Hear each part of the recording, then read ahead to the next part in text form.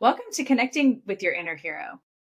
If you found your way here, you might be seeking a community of individuals who face trauma and are ready to find a safe place to learn, grow, and move from surviving to thriving.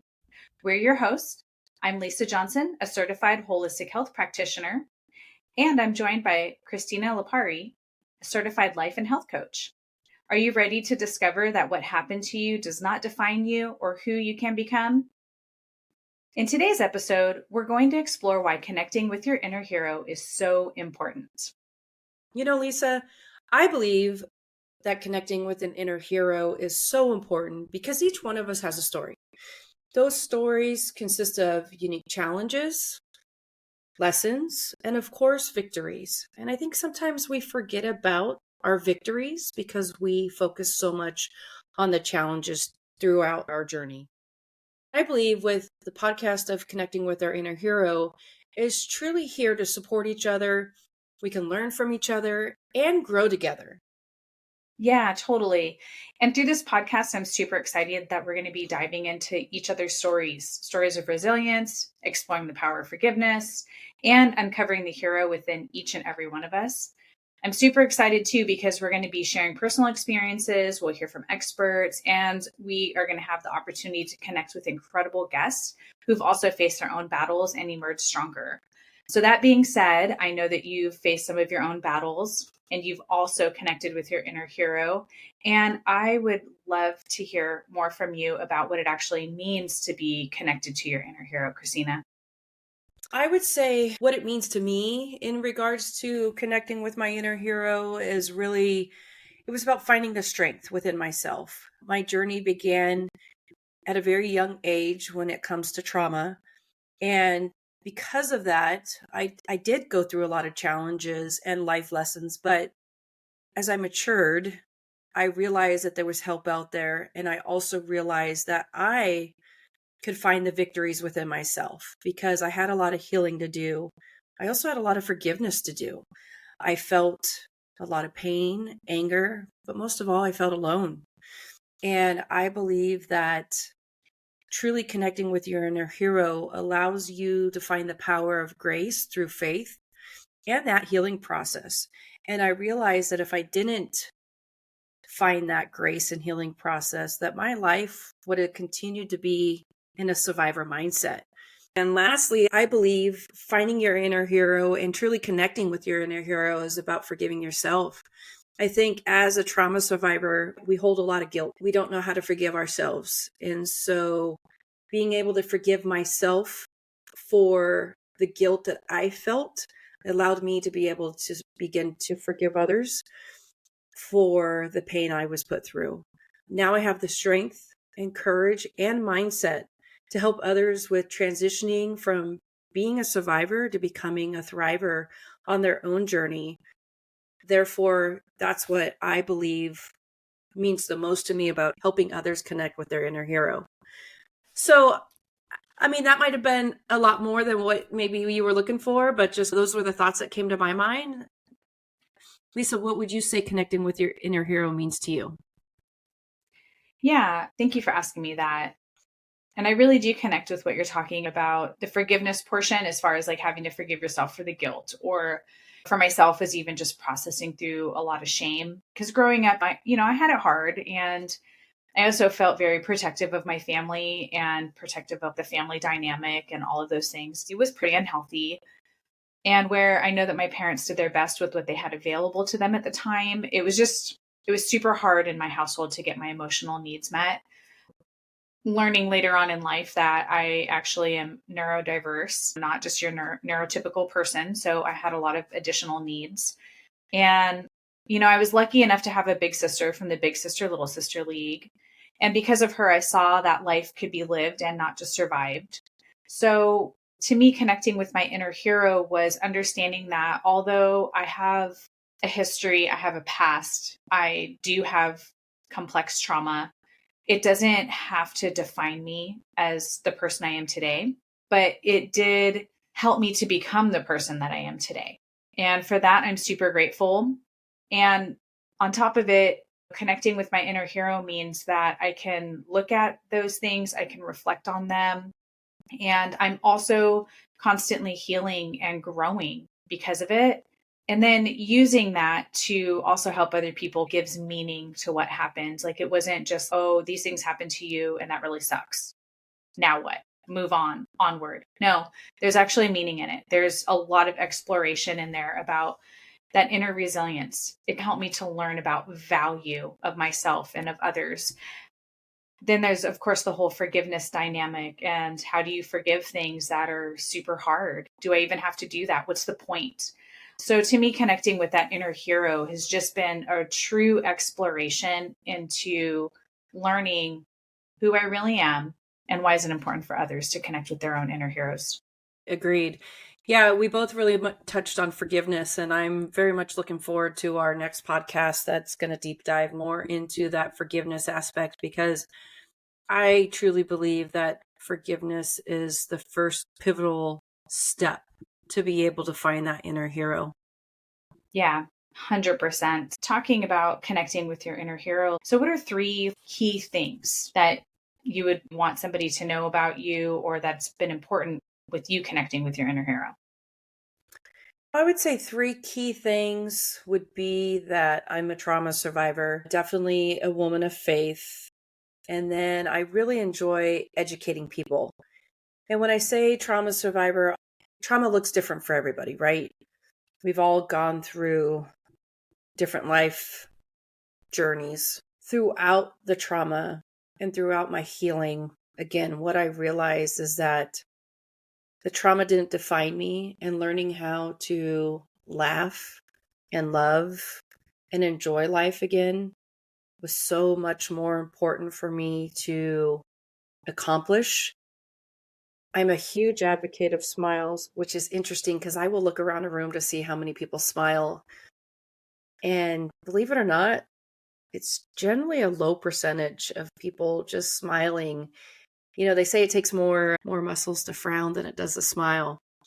And I just believe, as I know it's corny, the more you think about it, you enter in a room and you see all these people just frowning and you're like, wow, like, why don't people smile anymore? And I think it's just people are so heavy-hearted and everybody has a story. And I think that's the biggest reason why we're doing this podcast, is so we can help other people not feel lonely. And so that kind of goes into my love to educate people. I understand that our journey doesn't dictate who we are, and I really want to help people engage in a growth mindset so they can apply goals that they might have in their life that they haven't achieved or want to achieve. That way they can learn that they can smile again, you know. And obviously, being a woman of faith, that's truly helped me to be able to forgive, knowing that I have Jesus's love and he's forgiven me. I've been able to move forward from that survivor mindset to that thriver mindset in my life because of the grace that was provided from Jesus forgiving me. And it's allowed me to take that heavy off, because I've been able to forgive the people that hurt me because it was hurting me more, holding the pain and the guilt that they didn't even realize that I was still holding. They've moved on and I hadn't. And I think that's what a lot of us trauma survivors go through, is we don't realize that the perpetrator or the individual that has hurt us, that family member, that friend, that stranger, has forgotten about us or has forgotten about what they did or how they hurt us. And we're still stuck. I believe being a cycle breaker, the chain breaker, is so important when you are a trauma survivor. So those would be 3 things that I feel that it's important for our listeners to know about me, because I really want them to understand that I connect with them. So thank you for asking that question, Lisa, for sure. Yeah.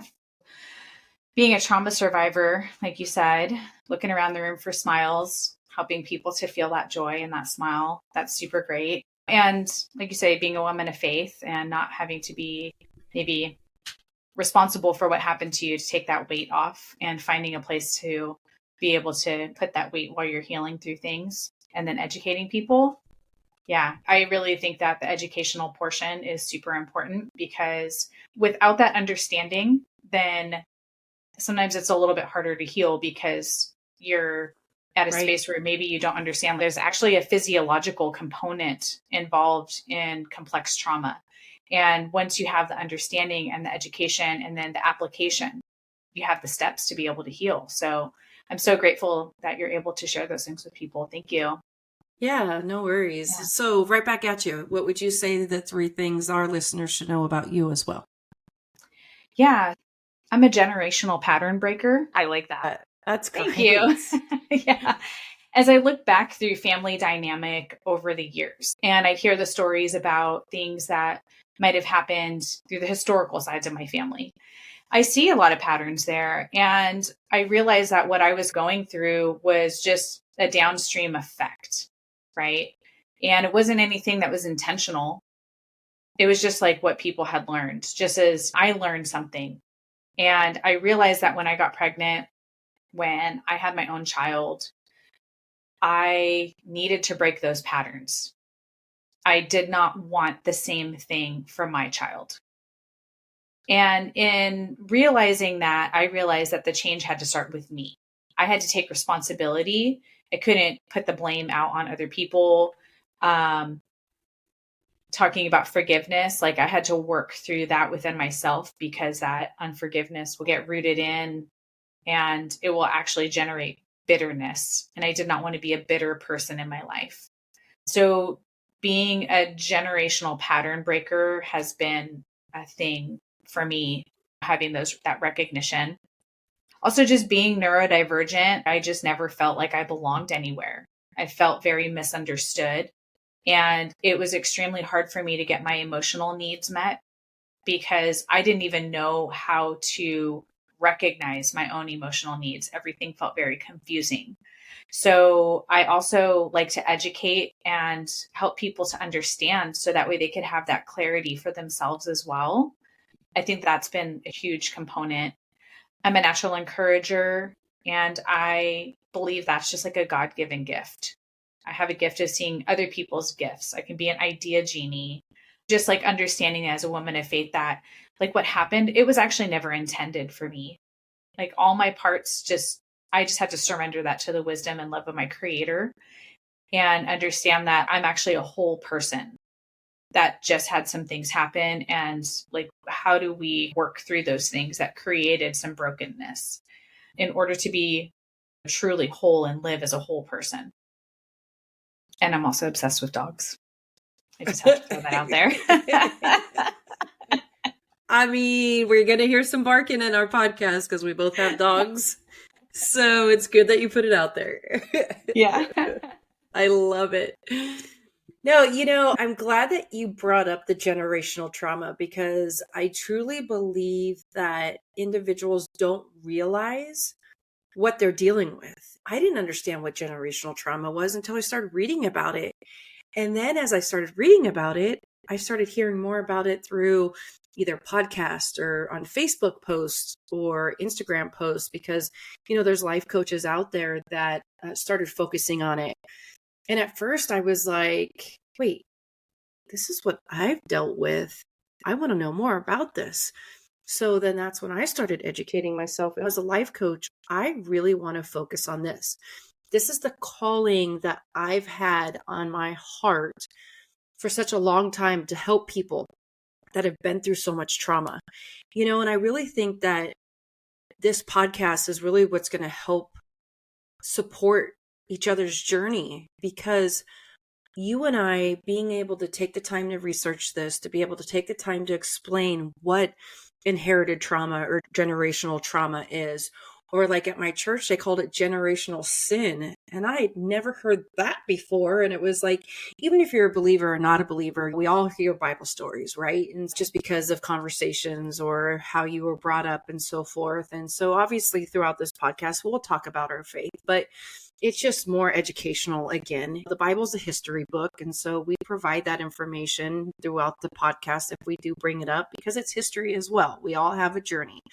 And so with that being said, generational sin is you look at the different individuals inside of the Bible and each one of their sins and their family members and what they went through and how it continued on through the path. And guess what?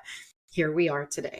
So it's not a new thing, but it's a new terminology that's been brought up in the coaching, therapist, counseling world, because they're really starting to do research of why is this person this way, or feel that they're this way when it's really not who they are, it's what happened to them, and discussing that and really drilling that down as it's not who you are, it's what happened to you, and us helping you with that support and that education and giving you the right tools and understanding that complex trauma, generational trauma, dealing with your emotions and your fears, the experiences that you had as you were a child, or even through an adult life, the trauma you've dealt with, dealing with emotionally immature parents.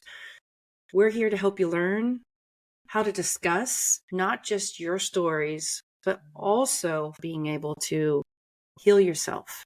And I think that this podcast is really going to allow us to support each other in that journey.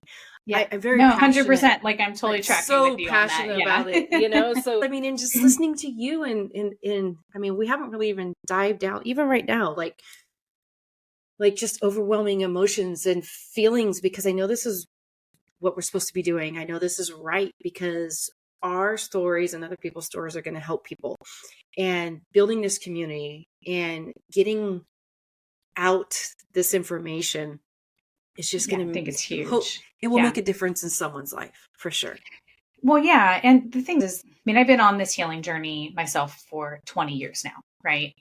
And the one thing that I've learned along the way is it can be super lonely.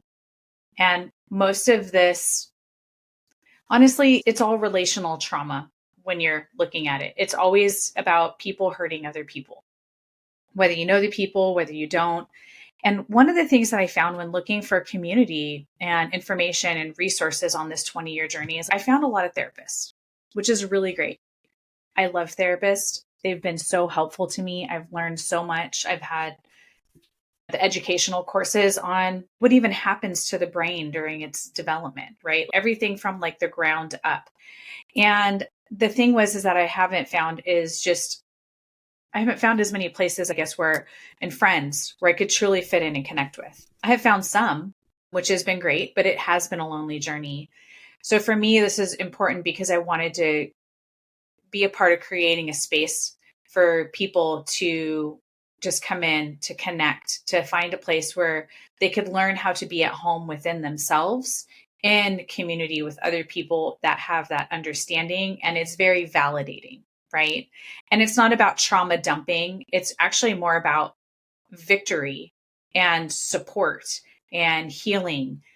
I think it's super important also that it's not just about mental health, it's also about physical health. Holistic health came in for me at a very pivotal time as well. I didn't realize maybe that I was having a little bit of a emotional breakdown. I shouldn't even say a little bit, had a hard time getting out of bed for like weeks at a time. So that's a lot. And I started to utilize nutrition and herbs to help my body come back online because my whole nervous system was just basically shot. Went through a couple of stressful events and it just piled on to all the stress and the way that my nervous system had developed from a child onward. And it became a lot. So I also learned that this isn't all just a mental game. I really want to be able to share like, hey, what are the things that I've done to actually nurture my body, nurture my mind, and nurture my spirit? We've got to support all of these different areas. And I've learned so much in the last 20 years. And I want to put it all in one place. It's like a menu at a restaurant. You can try what you like, you can see what works, and you can work on building and connecting with that inner hero. You know, one thing I also think is a terminology that is used a lot when it comes to trauma or mental health challenges is the stigma word.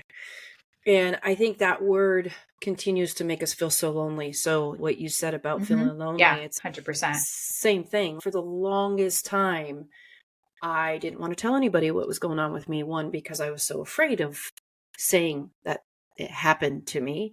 Two, the repercussions of communicating what happened to me. And three, the threats that were said to me if I said anything to anybody. And then once I matured and realized I don't have to be quiet anymore, is when this whole stigma word came out, and so then that stigma word made it where it was like, okay, I feel lonely because I don't want Yeah. to communicate this. I feel like I need to. So, okay, now I'm going to go see a counselor, because if I'm behind four walls, I'll feel more comfortable because now only one person knows about what's going on. And it, again, like you said, therapists are great. They have their purpose. But generally, most people go to a therapist. They spend the 45 minutes inside of those four walls. They talk about what transpired throughout the week and the emotions and feelings that they're dealing with through that week. And then they leave.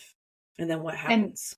Yeah, like what do you do with the rest of all of those hours during the week? I go in here, I talk about things, maybe get some different types of therapies. I love brain spotting. I love EMDR. I love all of those things. They've been super helpful to get some of this trauma out of the body.